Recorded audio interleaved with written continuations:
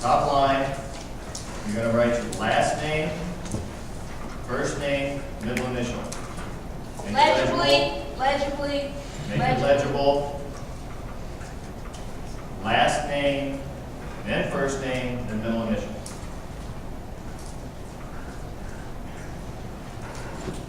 And write your AS year.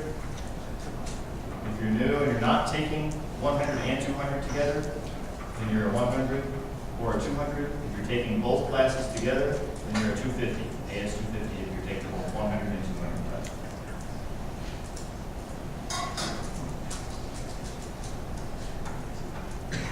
For the new guys, your GMC, everybody else, you know what you are. You should know if you're scholarship or non-scholarship. They don't fill out anything in the next block. The block after that, just turn the form over. As I read each one of these items, you're going to initial next to the item. Not check it, you'll initial next to it. Some of them we've already covered, so I'm going to hit them pretty quick. You'll also get some of them in your initial term briefing with your AS instructor. And you'll hit them 100 times other than that too. But if you have any questions about them while I'm talking about them, ask me. Sergeant Gordon will pipe in if I miss anything on them. But I'm going to go pretty quick through them. Take a lot of time. All right, we already covered the alcohol, drug, prescription drug policy. The only thing I want to throw in there is that even if the prescription's in your name, if it's out of date from the time frame it was prescribed to you, it's still illegal. So if you got prescribed for it for something for 7 days, and it's now 6 months later, that prescription is not able to be taken. All right, medical coverage. You're covered medically if you're at an approved PMT event, professional military training event. So that would mean that there's going to be a cadre member there. LLAB is a PMT event, PT is a PMT event, and some other special events will be a PMT event. Anything else is voluntary. If you're doing an enhanced drill on Tuesday night, you're coming to your flight meetings, you're having a pizza party with the cadets, those are not PMT events, so you're not covered medically under those events. Clear about that? Yes, term GPA requirements. 2.5 now? Yep. 2.0 for non-contract? Yep. Okay. 2.0 for non-contract, 2.5 for contract cadets. It's well below that, and you won't be able to, one semester to bring it up if you're non-contract. But I'm telling you, if you're hitting 2.0, it's, you're going to have a bad day. I was just another question. Because I'm not in contract, but I was told that it's, I was before I went in. I was by Captain. Wait. Who is? Can I ever shut it? I'll fly. More enthusiastic? Can I ever shut it? I'll fly. Yeah. I was told by Captain Osborne when he was here, because I had this trouble with the GPS, it's 2.5 across the board. Okay. Check it today. I know it changed recently, but I think just for conference, it's still 2.0. But Yes, that is correct. Entry is 2.0. All contracted is 2.5. right, and field training is 2.5 to go field training, but just to get into RTC, it's staying is 2.0. PLCs and above, 2.5. Field training prep will start now. Field training prep is for 200s that are getting ready to go to field training the next summer. So there will be times you'll see that this group of people will be a little bit smaller because the AS 200 class will be out doing some special training, getting them prepared for field training prep. Right now, it starts with the AS 100 class, doing your warrior knowledge, learning how to march. All of that is field training prep. So it's starting day one you get here. It starts getting more intense the farther on in your training that you get, all the way up to that last semester before field training, before the summer, where it's, you won't hardly see the 200s in lab at all. They're doing their own thing, getting ready to go. But it's starting day one right now. You're learning your warrior knowledge and getting prepared. High-risk activities, I already covered that. We did the form. We didn't do the form, but I covered it a little bit. We're going to do the form. AS 100s, we did the form in class with Lieutenant Colonel Charrington. If anybody else in here that started a high risk activity that they didn't cover last semester, then come talk to me. We'll do an extra form for you to make sure that you're covered for that high risk activity. Anytime you start a new high risk activity, you need to come get it approved. It hasn't already been discussed. All right, physical discipline and inappropriate training. You should never have a time in this program where somebody is yelling at you, calling you names, putting you down, making you feel bad. None of that. All of that stuff is against the rules. So everybody should have mutual respect, whether it's from us to you or you to us. And when we get into the field training prep semester, right before field training, even then, we're not going to put you in an environment that we're yelling at you and simulating the field training environment. It's strictly against the rules. So we're going to prepare you the best we can, but we're going to do it respectfully so that you can learn it in a learning environment. If you ever feel like you are being treated badly, I'm the OFC, come talk to me. Try to work it out at your level. You can always take care of things at the lowest level, but if you can't take care of it there, that's what I'm here for. Come talk to me. All right, cadet DRP, drug something reduction program. Demand. Demand reduction program. It's basically says if any of you can be randomly drug tested at any time. So Sergeant Jordan calls me down to the office and tells me, sign this piece of paper. I'm on my way to Tinker to do a drug test. Happened to me last semester. It's just a random drug test, and all of you are eligible for it. So don't do drugs, don't have to worry about it. All right, fundraising. You cannot fundraise in any shape or form in any Air Force or ROTC uniform, t-shirt, wearing a hat that says Air Force. You can't be fundraising in anything that represents the Air Force. So you can fundraise for your private cadet organization, McGee Fund. So, one of the biggest fundraisers that you guys do is working for the football games. Bring in a lot of money for that. You get to do a lot of stuff. We were able to buy paintball guns last semester for attachment with it. But fronted the money for your shirts that you're wearing. So you can fundraise, but you have to do it correctly. You can't do it in any kind of uniform. You can't go out and say, I represent the Air Force, I'm trying to raise money for my ROTC unit. You can't do any of that. It has to be as a private organization. If you have any questions about that, clear it up before you do it, because otherwise we can get in serious trouble because of attachment. All right, relationships with subordinates.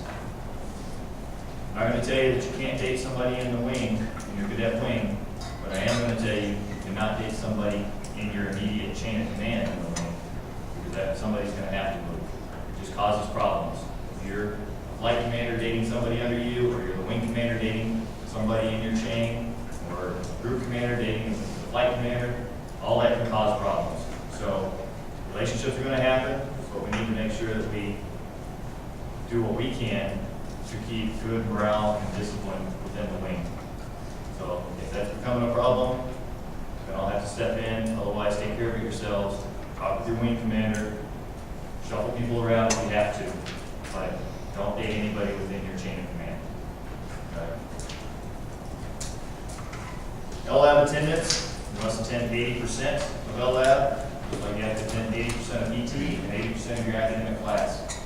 Failure to attend 80% of LLAB means dismissal from the program and no possibility of coming back. No waivers, no nothing. Do not fall below 80%. All right. Fitness questionnaire, we just did those. If anybody's not here and they're in your flight, make sure that Sergeant Jordan sees them for the fitness questionnaire before they do PT.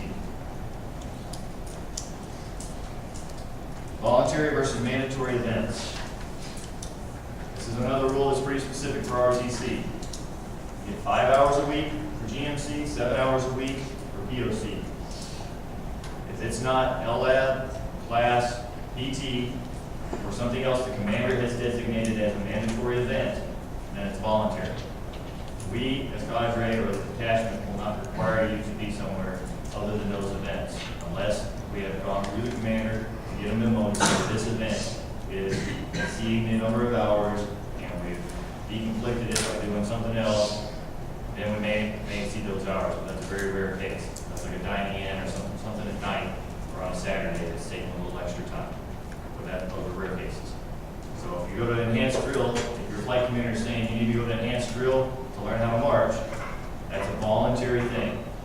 We're not going to tell you have to go to those events. We will tell you that they're going to help you with your career. If you can go, you should probably go. But you don't have to go. You have to balance that just like everything else in your life, your grades and your other work schedule and other events. So we'll tell you if it's a mandatory event. PT policy, you have to attend 2 PTs a week once you get your physical. So don't think you can hold off for the full 30 days getting your physical just because you don't want to attend PT. That won't work out too well for you. Get your physical as soon as you can and start attending PT. And then once you do, you have to attend 2 PTs a week for it to count. Those PTs don't have to be on the same day. They can be Monday or Thursday, or Tuesday and Thursday, or whatever. You can pick whatever days work for you. Never in Bravo flight. Can I miss all the PTs 1 week and then that next week go to 4? Will that work? No, it will not. Thank you. You do not make up PTs. You must attend 2 PTs per week. We offer 2 in the morning and 2 in the afternoon to fit to your schedule. Yes. Good afternoon, Harry. Charlie Company or Charlie Flight. If we do the Ranger Challenge, does it still apply? Yes, if you're doing something like a Ranger Challenge, or you're running a marathon, or you're a what do they call them, collegiate athlete, there are certain exceptions to those things. Just send it up your chain of command, and we'll approve the ones that we can approve. But yes, if you're doing something that's physically active, we will count that as one of your PT sessions. All right, email and courtesy copy. So this is the CC's policy memo that he was talking about. Ms. Murray emailed that out to everybody. You've all got it. If you didn't get it through your email, you need to let us know, because that means something's wrong with your email address. And we work on email here. We cannot physically phone call every single person. So you need to be checking your email every single day. I don't care if you're on vacation or not. Check it every day. If you can check it twice that day, that's better. Because there's going to be short notice things that are going to affect you. Some good things, like this scholarship is available, but we got to have the name to him by this afternoon or by in the morning, or else we can't submit it. If you're not checking your email, you just missed out on that scholarship, or that opportunity to go and do a language learning program for free in China. You know, there's a lot of those kind of opportunities that we get at pretty short notice sometimes. So check your email. Check it off, and even if you're on break, there may be times when we're trying to get word out to you that there's an emergency, and we're trying to get a hold of you, because people know that, that we can contact you when they can't. So check your email even on breaks. That'll help you out.